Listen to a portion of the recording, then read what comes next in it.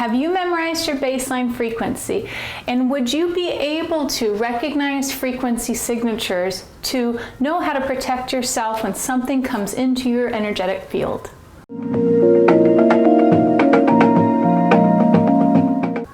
Hi everybody, my name is Chloe Hudson and welcome to World Peace Projects. Thank you so much for joining me.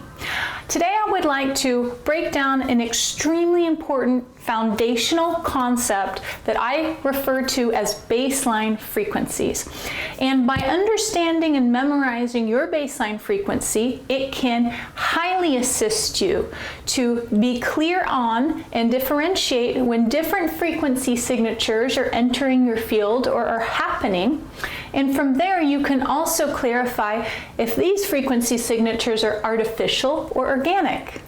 So before we get into that, I would like to extend a very unique offer to you. Would you like to join me in South Africa on April 24th? I will be co-escorting a beautiful photographic luxury safari from April 24th to May 5th. We will go through game drives to visit and view the Big Five in South Africa, gorgeous animals, gorgeous terrain, and we will also be going through the very famous, absolutely stunning garden route. There's also an option to do a 2-night add-on in Victoria Falls, which is the natural massive waterfall boundary between Zimbabwe and Zambia. If you are interested in this very unique experience, please let me know. I will leave all of the links below. So, baseline frequency. What is this? Well, baseline frequency is a very easy concept. What is your resting state? When you are calm and neutral, how do you feel? That would be considered your baseline frequency. Now, please be aware that sometimes if you've had a temporary stint of illness, just know that your current baseline may be different, either lower or higher than your normal baseline.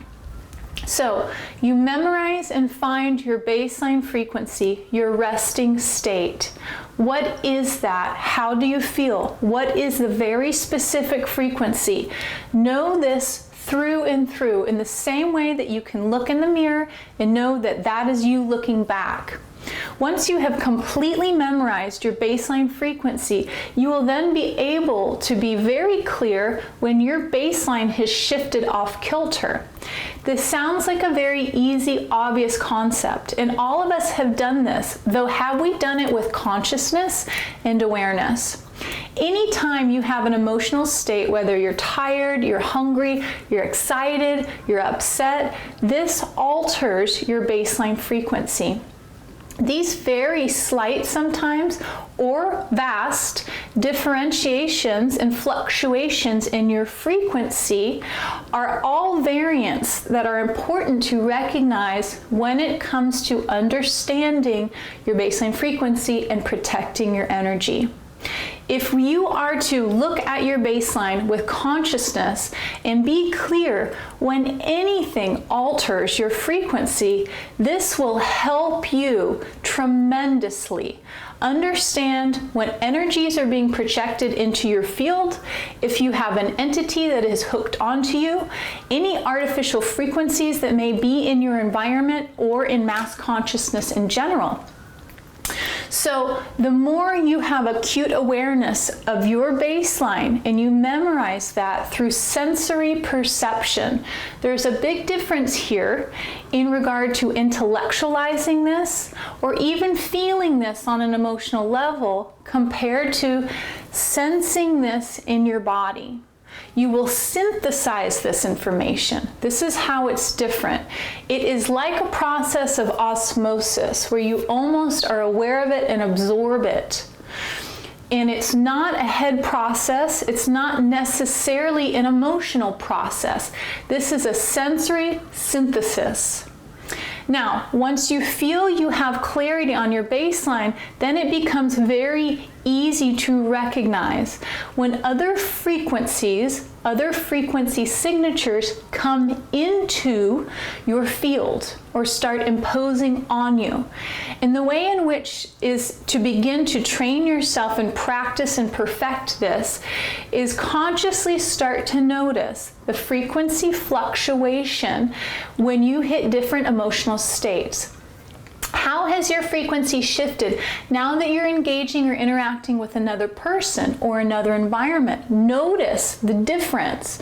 Notice where your baseline is and where you are now, and understand the frequency that's interacting with you so that you can clarify how your frequency has shifted. Because once you open into this, it becomes extremely subtle nuances of frequency signatures. Though, once the experience starts to happen, even though what might have been before oblivious to you, it can be very obvious when synthetic frequencies or frequency signatures of negative agendas or things that we do not enjoy, support, or desire come into our field once we have gotten a grasp on the ability to recognize and synthesize frequencies. So, obvious ways to do this are, have you noticed some of the frequency signatures of the bigger traumas or catastrophes that have been playing out in mass consciousness and the world at large? Here's a huge, obvious example for those that have the ability to see into frequency signatures and read behind the lines. The coronavirus. Okay, so to some of us who are aware that this is an agenda, obviously the spell casting is in the name. They are acknowledging a virus in the corona, in our sun. They are showing us through predictive programming issues that are happening through the solar frequencies. And they are bringing it forward, imparting it through a mass agenda of fear. Now, that can be obvious if we have studied the way in which they have these fear-mongering agendas and we start to look at the words. So that way is different. That's a different way of understanding the agenda. So if that is how you may have already recognized that the coronavirus is a bigger mass fear-mongering agenda, then I'm going to ask you to take that avenue of registering the agenda out of the way and tune in to the actual frequency signature of it. Now, something that's very apparent is fear. A frequency signature of fear immediately comes up. Now, while I want you to look at the frequency signatures, you can also understand that fear, as we know it to be, is false evidence appearing real. That in its own is often a synthetic mock-up in an agenda. So you can see that there's already a synthetic frequency of fear established into this. And then you can start to read and watch and gauge the masses and the responses around it. This is an impulsed, manufactured experience in order to move a mass agenda of fear. The frequency of this is very palpable. I already feel tight in my chest as I'm tuning into it. Once you begin to look at it, take your baseline frequency and compare the huge difference in the coronavirus frequency. See that massive difference in frequency signature. Notice the organic nature of your frequency signature so that you can begin to notice the synthetic nature of the coronavirus frequency signature. That's one very obvious example of this. Now, other ways in which you can practice this, especially with organic frequency signatures, is communing with nature. Notice the difference. Notice the way your frequency signature and nature's frequency signature synthesize together to shift your baseline frequency. Notice how it feels when you move towards nature. Notice the shift when you move away from nature. Notice how long its imprint stays with you in your frequency signature. Then interface with something that you know is artificial, like your computer, like social media, and become aware of a couple things here. Now, with social media, most of us know that there is an agenda and there are AI technologies moving through the actual applications coming into our field when we are interfacing with it. So there are two things that you can notice in this that I'm going to focus on. You can notice the frequency signature of the AI technologies and the agenda of the social media itself and how that may be imposing into your field.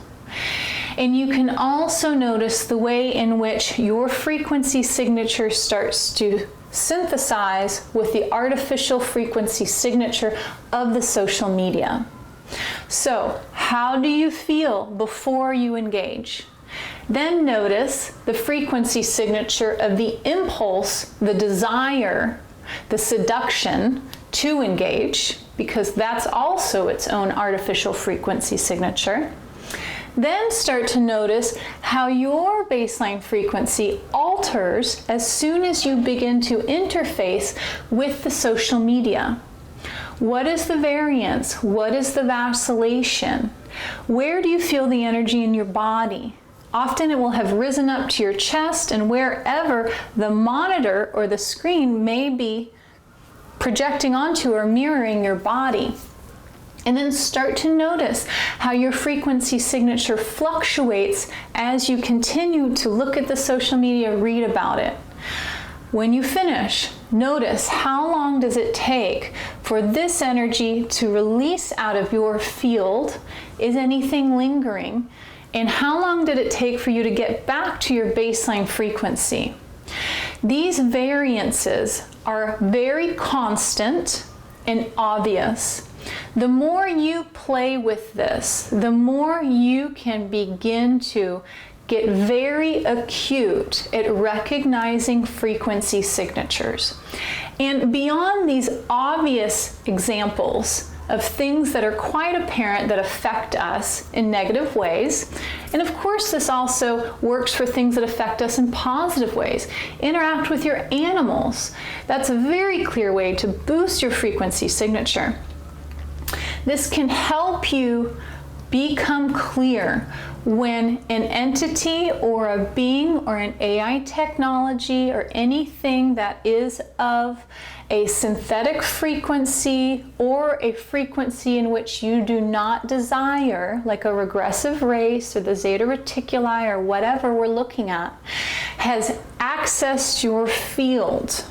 And it will begin with a very slight shift. It's a tiny tug usually. Something's off. Again, like Neo in the Matrix, deja vu. Something changed. Really slight. It's easy to ignore it, but don't.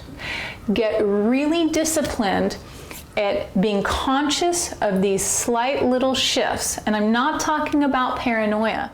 I'm talking about noticing, okay? Another example of how this happens a lot in a more organic way, which you usually notice after the fact, is if you turn to look only to realize that somebody's looking at you. That is one way in which your subconscious and your energetic field has noticed a shift in your baseline frequency.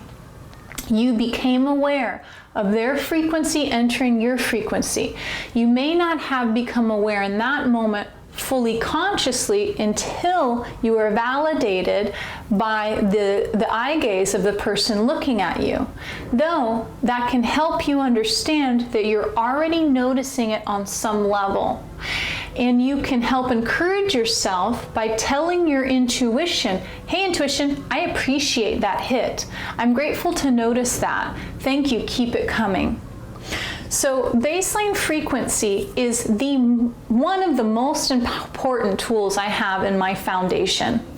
And it can get so expansive in the intricacy and the subtle nuances that you can begin to recognize in regard to becoming aware when any kind of attachment has inserted into your field, Another great example of this is if you maybe are a healer or you're accessing clairvoyant space, whether for yourself or for somebody else, these extremely subtle shifts and nuances, or even the lack of them being there, is the key to seeing that that's something to look at. So it can be very fine-tuning perception, and that's where it's at. Because especially when it comes to a lot of the interference we experience on the fourth density, the frequencies are different, they're palpable if you've trained yourself, yet they can be very subtle. Though as soon as you overcome that hurdle of being conscious and having access to the shifting and frequency signatures, it becomes much more obvious. You're still aware that that was a slight shift in perspective. There was only a slight synthesis change there, though you noticed it. And this will help you even if you only catch it after the fact. I highly suggest practicing this every day. It's very important. It will always be important, and it will always assist you to recognize when frequencies have come into your field and are interfacing with yours, whether they are frequencies that are desirable or not.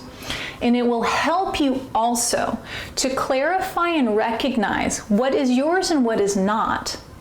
Because some things that would be best learned at this point for many of us, if this is not already our learning, and I've spoken about this before, especially with emotions, we tend to own our emotion. We tend to say, I am sad, I am angry, I am upset. That's owning an energy in motion that by design comes in like a wave and is meant to continue flowing out like a wave. It may move in and out a few times like the tide, though its nature is to move. It's energy in motion. When we own these emotions, these feelings, these experiences, we put a dam up and we stop the flow of motion. Now, often, a lot of these emotions or feelings or experiences have been impulses or synthetic mock-ups in order to move us into a state of emotional upset. So when we can start to recognize that even the impulse itself to engage in that emotion and the emotion can be a frequency that is not your own, though when you own it, you take responsibility for it. Very important. So you can start to allow the emotion to be present and flow just like it's designed to do, though you don't have to hold on to it. You don't even have to believe that it's yours. It can simply be something that you're experiencing, and you can move it out of your field. Impulsing is a very thorough and efficient way that we often are tricked by to move us into a complete experience of some kind of frequency that we don't desire. Of course, there's impulsing for frequencies we do desire. Though by this point, most of us need to know that some of the very specific tactics in which the controller beings, the Zeta Reticuli, Luciferian, Saturnian, whatever it is, want to hack into our fields is through seduction. This doesn't have to just be sexual, though that is a very obvious one. When seduction techniques move into your energetics, the frequency is usually preempted by an acute impulse. The impulse is the piece that eventually is the most efficient part to catch, to become aware of, because the impulse comes in quick and fast and it hooks in, and then the experience and the emotion and the sensations and the seduction start to roll out. And just like seduction is, it's so intoxicating, it's so alluring, it's so overtaking in your sensory load that the impulse can quickly get covered up and clouded by the seduction itself. Though, once you become aware that that happened, if you do, and you reverse engineer and go back, you can find the impulse, when it inserted and how, and usually it comes in fast and furious.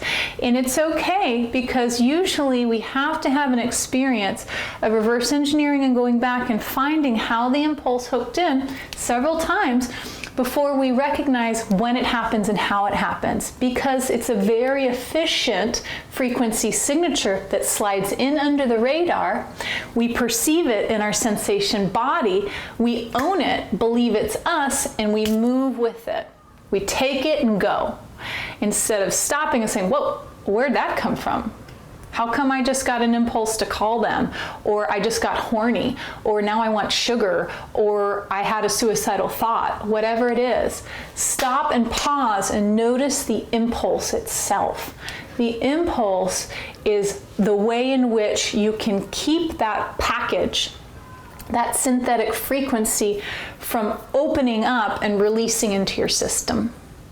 I hope that this was clear enough to understand. If you guys would like to tune in to the Advanced Matrix course that I am offering at this time, I will be putting out these class by class and selling it as a complete course. You're always welcome to reach out, contact me for private sessions, and I would love to connect with you on this amazing adventure of a photographic luxury safari in South Africa.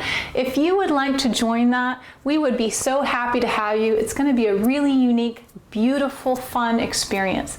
I'll see you next week, guys. Thanks for liking, sharing, and subscribing. You take care. Bye-bye.